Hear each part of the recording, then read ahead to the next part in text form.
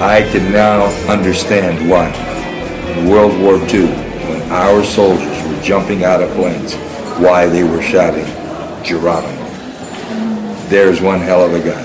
It's pretty easygoing. All right. And I'm going to be very sort of relaxed with you. You are? I don't have... You mean at times you're caustic and threatening? Well, it's a little more formal sometimes. But this is going to be pretty relaxed. I want you to know that I have devoured some of the greatest interview people in the country. Okay. I wouldn't be a bit surprised after hearing you speak. Okay, why don't you introduce yourself and tell me who you are? I'm Regis Philbin. Thank you for having me. No, because, actually, I have to figure out why I'm interviewing you. Because I don't fit into that. You don't fit in a whole lot. But in a way, I think you're going to find out eventually you do. But because you don't know you do, I'm not sure where you fit in. Is it the old you don't know you figure it out ploy? Okay, Carrie. Okay. So, I'd be glad to talk. How are you? Real good. And Real good. One of the rules of doing an interview is you can't stop and say hello to people when they walk by. I know that, but then the people walk by and they say hello. I know, but you're going to have to. You can't do that. Well, when I am doing it, you have to explain that this is a different interview that you're doing. Yeah. All right. Well, this is we'll more tell or less the people. predicated on the stop the interview and say hello ploy. Okay, go ahead. You want to hear something really interesting? Yeah. My little grandson, he's 7 years old now. He was playing basketball and he had the ball, and they're trying to coach these little young kids. And they said, when you have the ball, young Johnny, you either shoot it or you pass it. And he looked at him, he says, you mean the old shoot or pass ploy? Where do you think he got that from? Well, anyway, I know that's off subject, but go ahead and ask me your inquiring questions from your inquiring mind. All right, and if you get abrasive with me, I'll embarrass you so bad, you'll be able to walk out under a closed door with a top hat on. All right. Okay, go ahead. So first of all, I want you to tell us your name. I'm Jim Traficant, former congressman from the state of Ohio, the #1 target of American-Israeli Public Affairs Committee years ago. They put me in prison because they couldn't beat me with a gun and basically have destroyed my life over it. And if I have to look back, I'd have to say that they were pretty successful. Okay. The congressman that brought John Demjanjuk home from Israel, who was convicted of being Ivan the Terrible, and exonerated him from that crime. And once I was put back in prison and put away with no one to give the man a hand, they just railroaded him through some other ordeal in Germany so that they could clean up their historical record of the crimes they committed against an American citizen. So that's me. Okay. And how many years were you in prison? 7.5 years. That's really incredible. And your prison story is also a really incredible story. So you were a renegade congressman, correct? I don't know if I was a renegade congressman. You didn't play I was by a the congressman rules, right? that didn't buy into that malarkey down there, those two parties, and go along to get along. I questioned the system. I did what I had to do to help my area that had almost 25% unemployment when I had gone into Congress. When I left, it was about 7%. I did what I had to do. I changed quite a few laws, made some impact in the Internal Revenue Reform Bill of '98 by changing the burden of proof in a civil tax case. That was a landmark thing that Robert Novak, the old conservative TV man, said to me, Traficant, if you get this done, you will have made a monumental achievement in the Congress. He predicted it would be hard because the IRS threatened that if the Traficant burden of proof change was in the bill, they'd recommend a veto to President Clinton. I finally got it in the bill, and the rest is history, and we've had great success from it. Now, I haven't been there for some 10 years. Who knows what they've done with that? They may have watered it down already. Okay. All right. I want to back up a little bit and talk about Ivan the Terrible, because that little story about how you were sitting in your office and they came in and so on and so forth. I think that's a good story, and I think it's one that people should hear, because I don't think very many people know about that. And in a certain sense, your story about, in essence, the Israeli lobby and what's coming down in the United States because of the influence of that lobby it's something people don't talk a whole lot about, and I'm happy to do a video about that. What I'd like to do is have you talk about your Ivan the Terrible story. Let's start off with that one. Well, when I first became aware of the demonic, that is the Ivan the Terrible issue from Treblinka concentration camp of Poland, I was in my office, and at the time at my office there was a 3-room suite, and you had the reception area in the middle, and my office was in the right, the staff office to the left. And I heard some conversation outside, and what caught my attention was that I heard someone say, well, he's not in, the congressman's not in, he's over on the House floor, and we don't know when he's going to be back. And that, I never had that happen, because I was always in for anybody to come into my office. So I called out on the phone. I said, what's going on out there? And he said, be cool, sir. We'll get in touch with you. Real, quiet, sort of like cloak and dagger stuff. And one of my staff come in and says, don't let anybody know you're here. We told them you're on the House floor. It's the Demonic family from Cleveland, Ohio. It's the son and the son-in-law. And the father's been convicted of being Ivan the Terrible of Treblinka, murdering over 1 million Jews at the Treblinka concentration camp. And he said, so you don't want to get involved with that. So I said to them, why are they here?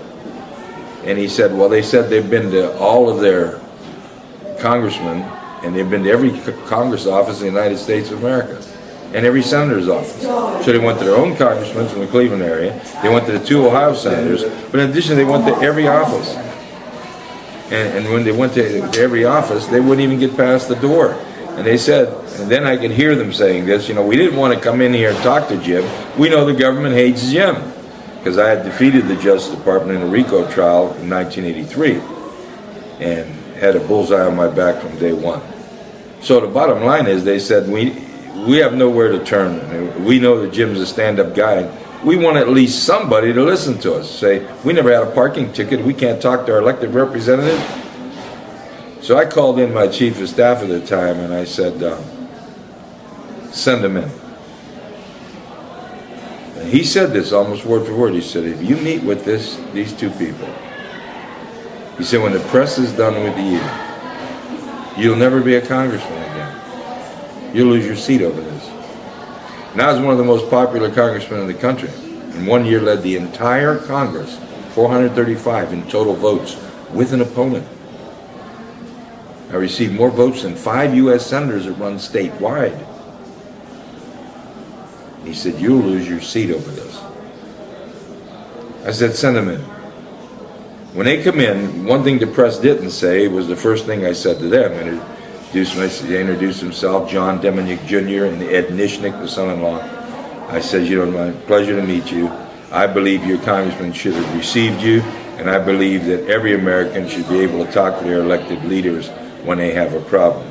However, I want you to know from the start here, your father-in-law has been convicted of most heinous crime. And if he's guilty, I can go over there and pull the switch myself.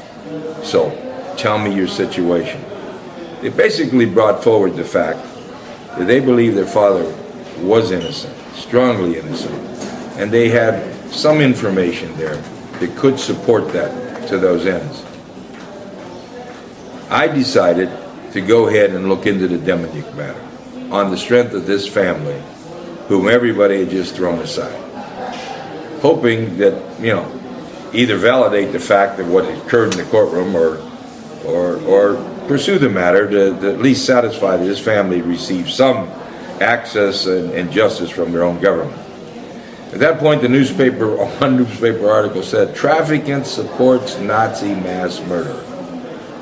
A powerful attorney out of New York on national TV said, Traficant is an anti-Semite, the #1 anti-Semite in the world, for even looking at this matter. I was then labeled by all of the different Israeli organizations, Jewish organizations, as an anti-Semite, placed on target lists. And wasn't it Alan Dershowitz? Wasn't that the name of it? It was Dershowitz. He's a very famous that made lawyer. That statement. Right. Yes. Now, at this particular point, maybe those articles started to help, because before long, the family and I came up with 2 documents.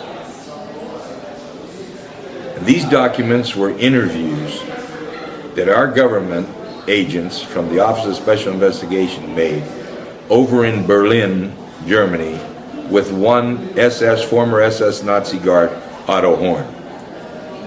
The documents were 3 pages, typewritten. They were signed. They were not copies. They were originals. And they were sent to Washington. They were stamped, received in Washington by the agency chief. They weren't copies. And what they said was that these 2 agents and the prosecutor, Moskowitz, in America, went over, Grand, Doherty, and Prosecutor Moskowitz, and they showed Otto Horn these 8 photographs of Caucasian males in the early 20s in uniform, of which Demjanjuk's picture was one of them. It says that he looked at the photographs at length, both of these independent reports now, and said in brackets, one person looked familiar, but it wasn't Demjanjuk. And he failed to identify anyone in the first 8 photographs. They then said that they had taken the 8 photographs and put them in a stack with Demjanjuk's picture on top, highly suggestive, and placed it on the table in front of him, and then showed him 8 photographs of Caucasian males, older in uniform photographs, of which he wouldn't have known them, but to see if there were any similarities at a later age he could identify. And it even says that he was looking back and forth at the suggestive picture of Demjanjuk on top of the pile and was unable to identify anyone. Now, I look at the court transcript at the denaturalization trial in Cleveland, where Otto Horn offered testimony via video into that process, where the citizenship of Demjanjuk was stripped. Here's what Otto Horn testified to now in court. That when they showed him the 8 photographs, he immediately recognized Ivan Demjanjuk. And when they showed him the other 8 photographs, he said, even at an older age, how could you not know Ivan? That basically sealed his fate. He was sent over to Israel to supposedly get a fair trial, although very few people know this. There were so many people interested in it. They moved his trial to a theater so more people could come in and see what a Nazi killer looked like. He was convicted of war crimes, having gassed 1 million Jews at Treblinka, and he was sentenced to death and he was in a prison cell.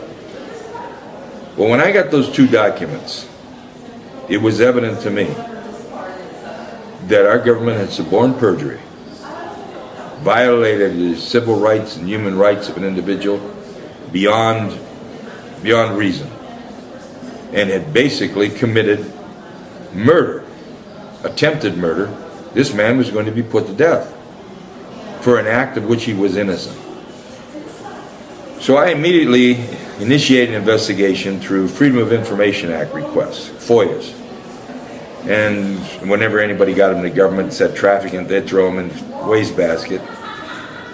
And everything come back classified, classified, classified, classified. The old shield the government uses to cover their lies in many cases. Well, we finally got together, the family and everything. We did some brainstorming and decided, was there ever a court process involving anybody who had been at Treblinka concentration camp in Poland? And bingo, we find a Ukrainian like Demjanjuk who came to America in Chicago by the name of Fyodor Fedorenko. Now Fedorenko was tried for war crimes in America, was acquitted. Fedorenko was finally so relieved he went back to visit his family in the Ukraine. He was picked up by the KGB, tried in the Soviet Union, and executed. I'm sure our government had its fingerprints all over the demise of Fyodor Fedorenko. But the bottom line was it opened up a window for some process to look into the activities of the Treblinka concentration camp. So I send a Freedom of Information Act request, a FOIA, on Fedorenko. I submit this FOIA request on Fedorenko, and everybody throws a Traficant request in chapter file 13 wastebasket. But the State Department is so big, the right hand don't know what the left hand's doing. They send me back a little packet, and it was 2 telegrams from years ago during the 40s. Now, back in those days, we didn't have internet like we have now, instant communication. So we had one of our agents over there was requesting information about Fedorenko and Treblinka, and he sent it to the State Department. And the State Department, they send the telegram back saying, you know, look at the Russian archives for the name of these 4 people who offered testimony at Treblinka. And then it says at the bottom, be advised we have another 100 pages in file. Stop. Well, I immediately got on the phone. And I got a woman over there, and she's, I don't want to mention her name, but I do remember the name. And she seemed to be a woman that liked me, or thought highly of me. And I said, look, this man's been dead a number of years. This isn't classified. I want those 100 pages. And she said very calmly, she says, I'll get them for you. They were sent in the mail to me. Now, when I got them in the mail, there were 17 people that testified at this process about Treblinka. The 4 who were on the telegrams were 4 of those 17 names. All of them testified that Ivan the Terrible was completely different than John Demjanjuk. Demjanjuk was about 6 feet, blonde hair, young. The true Ivan had black hair, much taller, long scar on neck, and he was 9 years older. And they all knew his name. He was identified as Ivan Marchenko. So now, in addition to that, one of these witnesses identified and stated that when shown a photograph of 2 Nazi guards, he was able to identify their names. And in looking at that photograph, he said the tall guard on the right, the small guard on the right with the gun is Takchuk, and the tall guard on the left is the man the prisoners feared the most, Ivan Grozny, Ivan Marchenko. And it's not a picture of Demjanjuk. Now I am armed with this information. Congress wouldn't hold a hearing. Sixth Circuit Court in Cincinnati wouldn't accept the evidence. I went on the House floor and I says, Ivan the Terrible is not John Demjanjuk. This is a man named Ivan Marchenko. He's older, 9 years older. Maybe he's still alive somewhere over in Europe. He said, but you have the wrong man over there. That night the Justice Department came out with a statement and said there were 2 Ivans. I mean, these lying bastards. This man's rights were shredded. The Bill of Rights should stand like a monument, a mountain next to an American citizen. It shouldn't be set aside and scrapped. And God, here we have a government agency to destroy the family's life, and everybody said, well, Traficant, why did they do it? It's very simple. They weren't making any arrests. Now they have this big arrest, and their funds are going to keep coming because their funds are going to be cut from this Office of Special Investigation, this Nazi hunting group.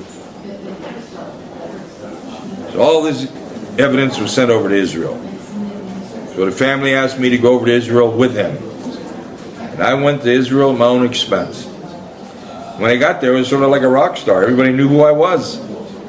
All the newspaper and everything. Here comes this congressman who made this hullabaloo, who causes great controversy. I even had a bodyguard. He was a Jewish fellow over there, an Israeli, and he was a great guy, a great friend of mine.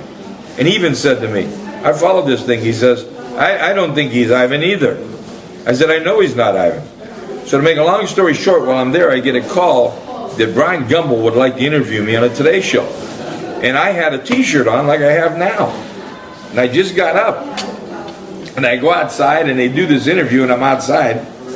And I basically say to him, you know, if Israel puts this man to death on the strength of the evidence I submitted to their Supreme Court, they're going to lose $25 billion a year from the American taxpayers.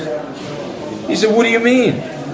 They only get $3 billion. I said, Brian, only $3 billion, that's $5,000 for every man, woman, and child in Israel.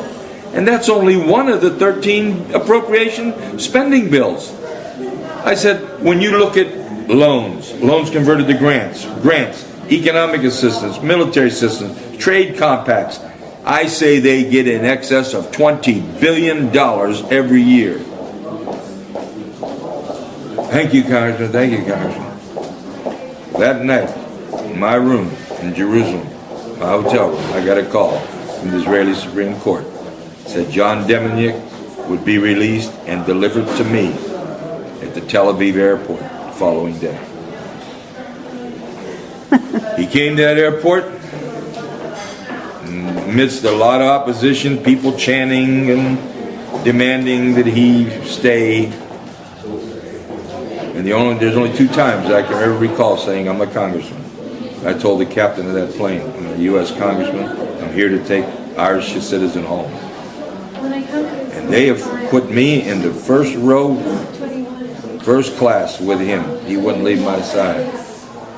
And we have 5 trained karate experts, lethal experts, with us as bodyguards. And I brought him home. When we got into New York, I called a press conference. Everybody went to the press conference, and I ducked out with him in a small plane and got him home safely. The thing is, here's the amazing thing about it. When we landed in New York, almost at that time, the 6th Circuit Court of Cincinnati issued a press release and said, a tragic but honest mistake by our government.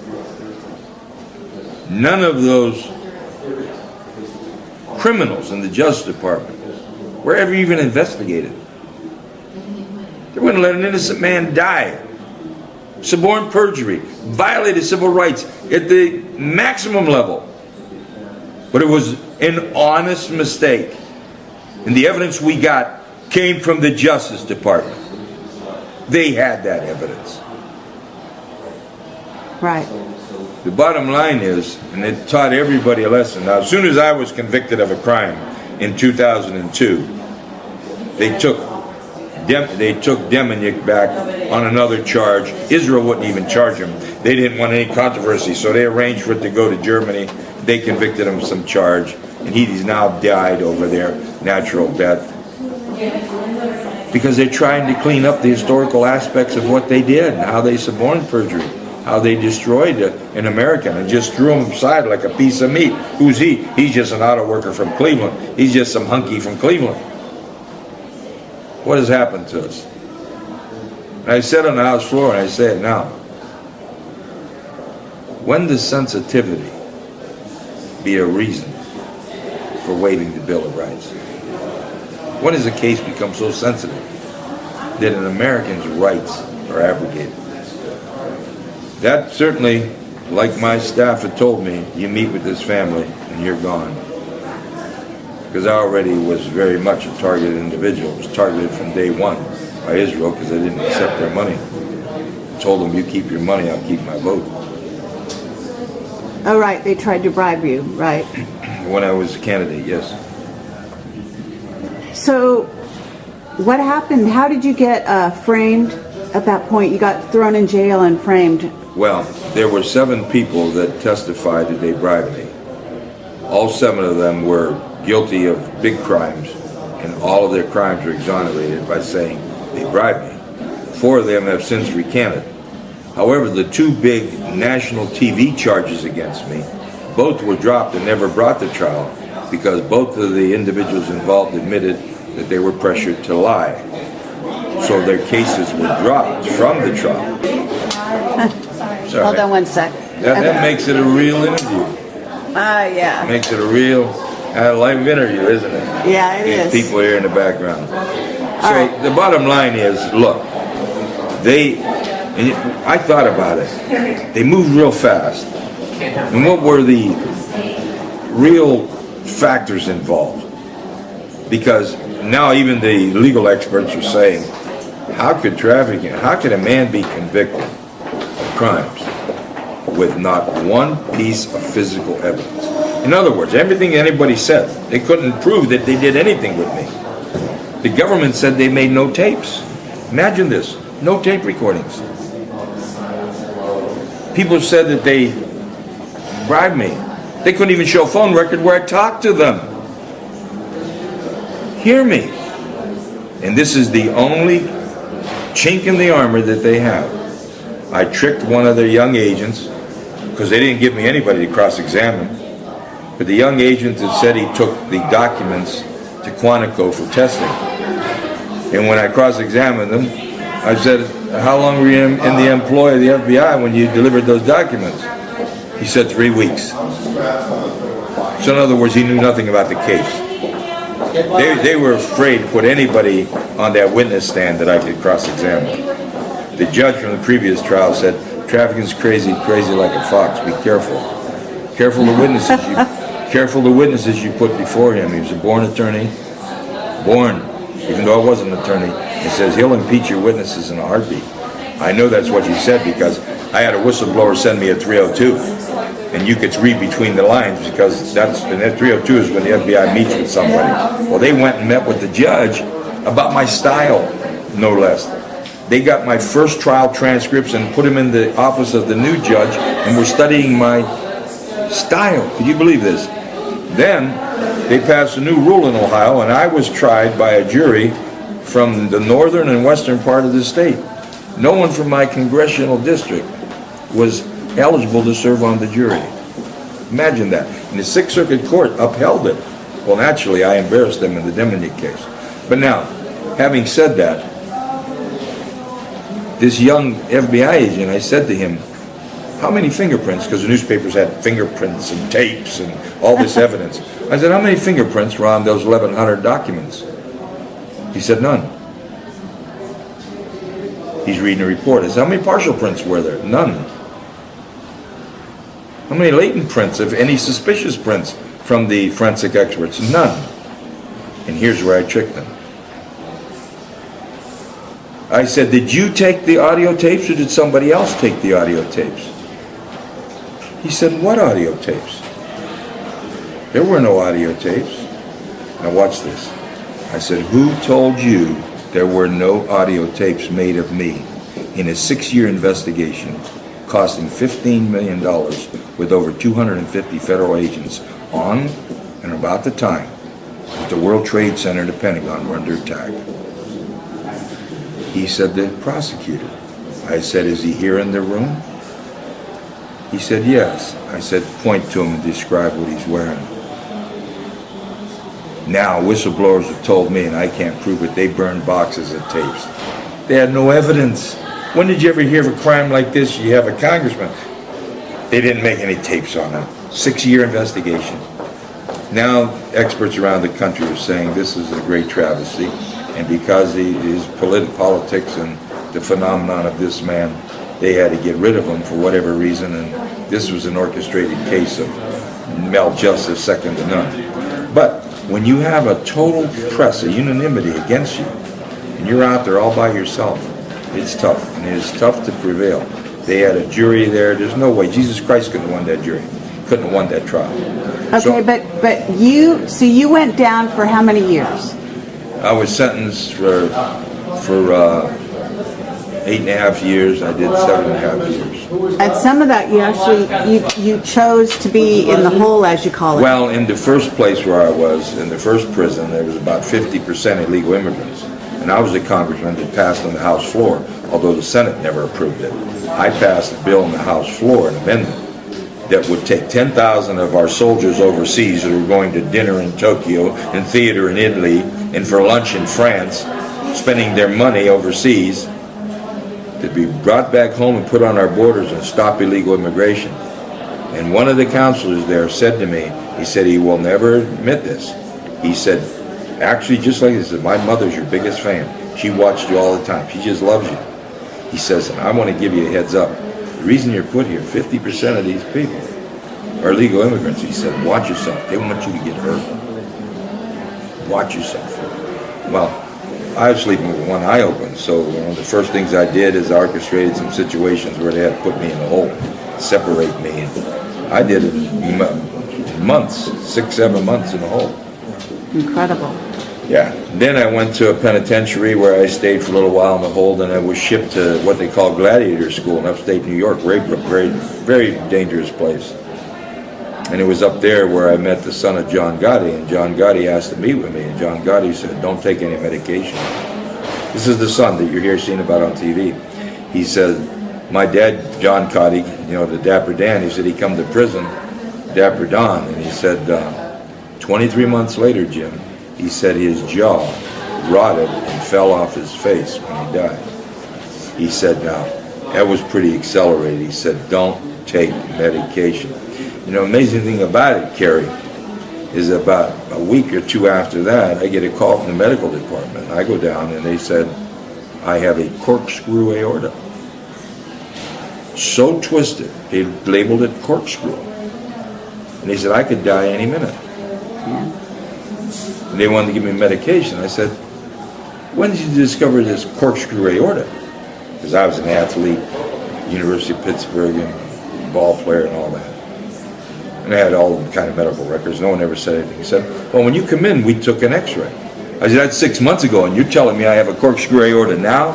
You're not giving me a damn aspirin. Hey, listen, it blew up so loud, okay? They had the ward, they had everybody in there, psychiatrists, everybody, right? You ain't giving me an aspirin. 3 o'clock that morning, got tapped and woken from my sleep, and they put me in a plane and sent me to Rochester, Minnesota, where they took an x-ray and said, well, you don't really have a corkscrew aorta. I firmly believe if I was taking medication, I wouldn't be sitting here.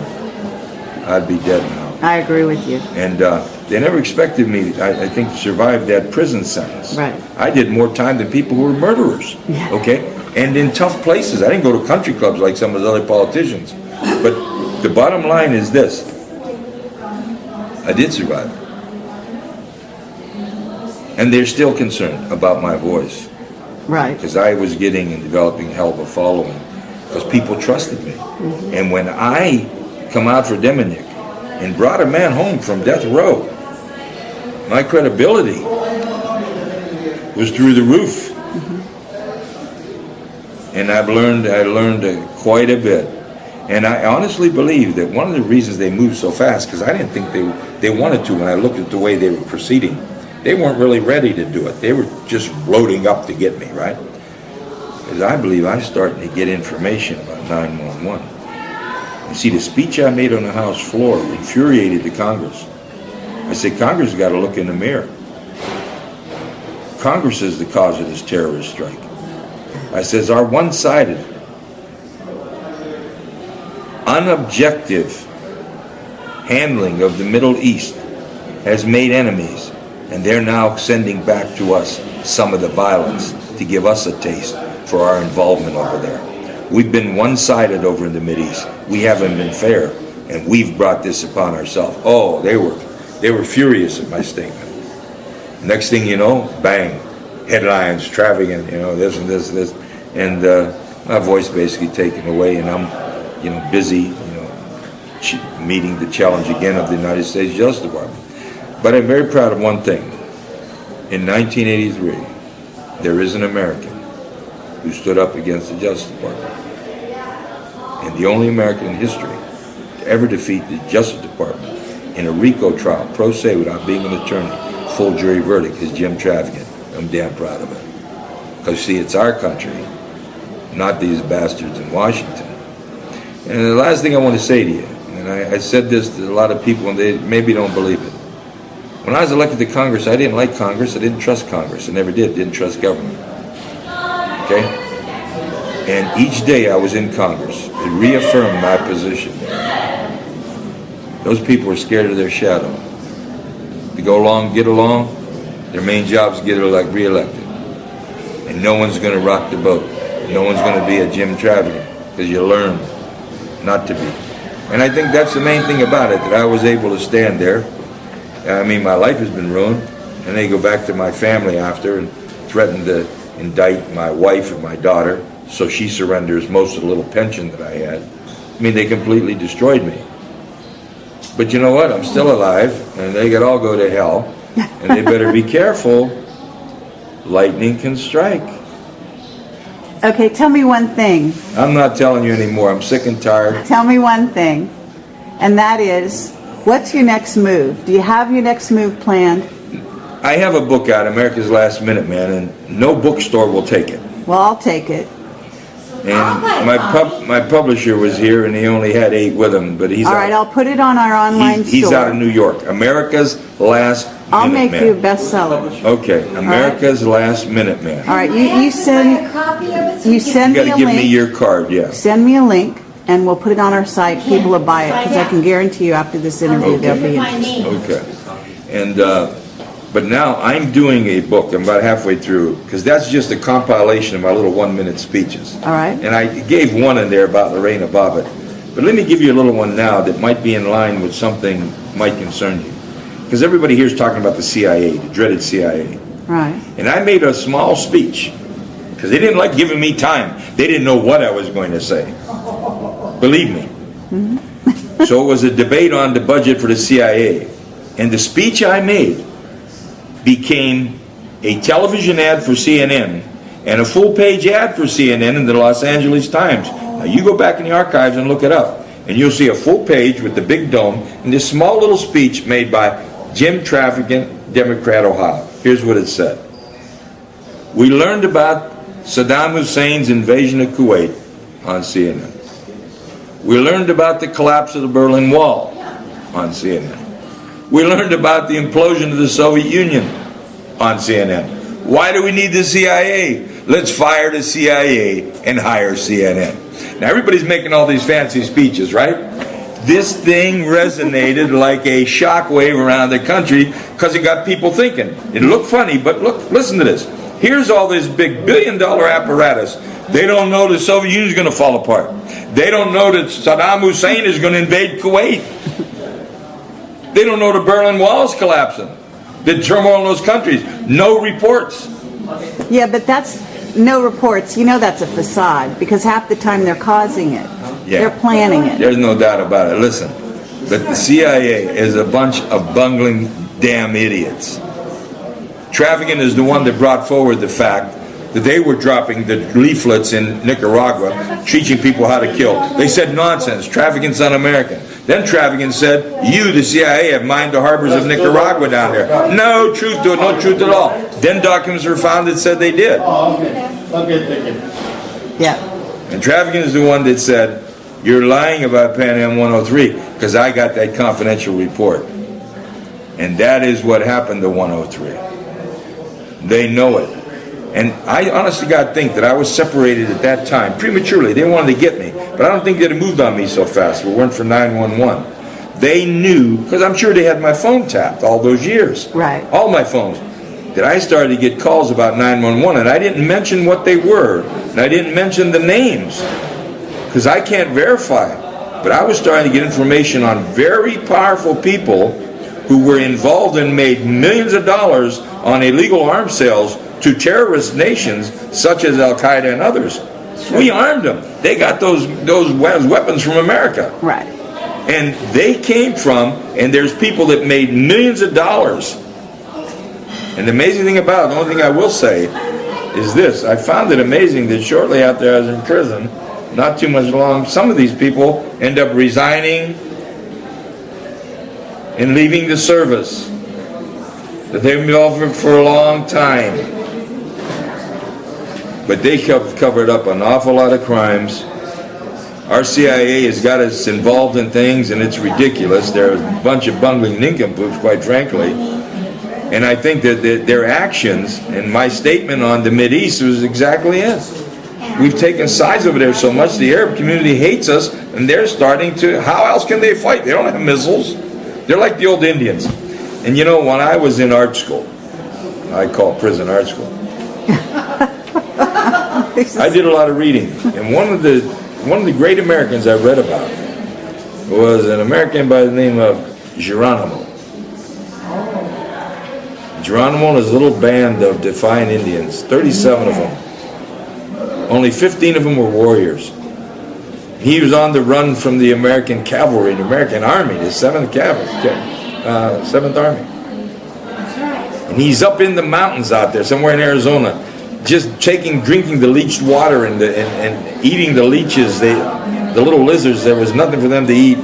His little kids all had fevers, and his warriors were all wounded, and they came to him. The Apache scouts came to him and said, look, if you go to Florida to a reservation, we'll bring you back in a year, and you'll have all of this in your own reservation, and you'll all be healthy. And Geronimo said, my warriors are all injured. My kids and women are fevered and sick. You take all of them, but I'll stay here, and I fight. And I'm going to tell you something. I can now understand why in World War II, when our soldiers were jumping out of planes, why they were shouting, Geronimo. There's one hell of a guy. Bottom line was they wouldn't accept it. Because of the problems of this small band, Geronimo went to Florida, and Geronimo never left Florida. They lied to him, and he died in Florida. And that's about the size of this bullshit government. And we've had a lot of incidents like that. So, in essence, you know, it's been a hell of a situation. I will say this to you. They keep calling me out to speak, and if I speak to greater and greater numbers, I'm going to be as much problem as I was on the House floor with the speech and debate clause. The only difference is they can come in and revoke my probation and put me back in prison. If that happens, Carrie, I'm going to put a curse on you. Oh, please don't. This is quite an interview I've given you. Thank you. I want to tell you something. I'm having you on my radio show, and I'm going to give you a place to speak, okay? And I'm going to recommend that you get your own radio show. How's that? You'll have a hard time doing that. I can't even get my books into a bookstore. In the 90s, American Israeli Public Affairs Committee, AIPAC, fired one of their prominent staff, a woman. She spilled the beans on their hit list and how they operate and get rid of their enemies. Top of the list was Jim Traficant from Ohio. That's okay. Times have changed. I Yeah. think you're going to find that. Thank you. Okay, thank you very much. Thank you, Carrie. Yes.